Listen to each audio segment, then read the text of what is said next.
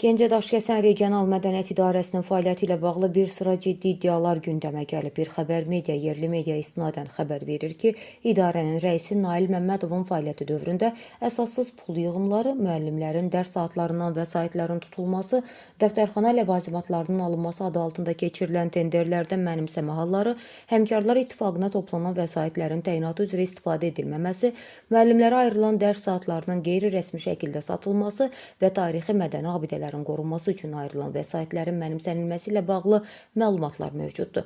Məlumatda bildirilir ki, Azərbaycan xalqının çox əsrlik tarixi və mədəni irsinin qorunması, bərpası və mühafizəsi məqsədi ilə dövlət büdcəsindən ayrılan vəsaitlərin xərclənməsində şəffaflıqla bağlı ciddi suallar yaranır. Mənbənin məlumatına əsasən Gəncə Daşkəsən regionunda fəaliyyət göstərən musiqi məktəbləri, mədəniyyət evləri, rəsm məktəbləri, qaleriyalar, klublar, muzeylər və digər mədəniyyət müəssisələrində həyata keçirilən tikinti, cari və əsaslı təmir işləri üçün ayrılan dövlət vəsaitlərinin bir hissəsinin nağdlaşdırılaraq mənimsənilməsi ilə də bağlı məlumatlar var. Bundan başqa iddialarda qeyd olunur ki, Regional Mədəniyyət İdarəsində keçirilən tender prosesləri zamanı iştirakçı şirkətlərlə bağlı qərarlar Mədəniyyət Nazirliyinin rəhbərliyi ilə razılaşdırılır.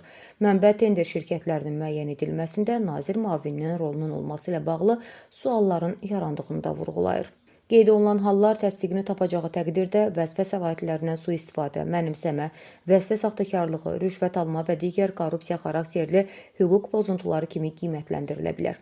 Səsləndirilən iddialarla bağlı qarşı tərəfin də mövqeyini işıqlandırmağa hazırıq.